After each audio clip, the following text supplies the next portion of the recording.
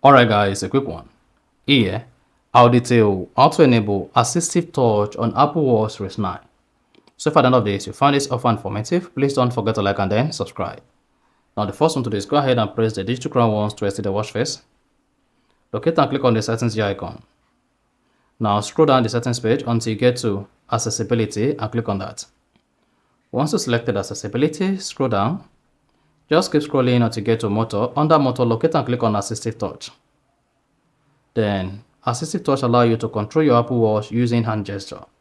Then go ahead and turn on assistive touch. Now, if you have double tap turned on your Apple Watch, see what that says double tap is turned on.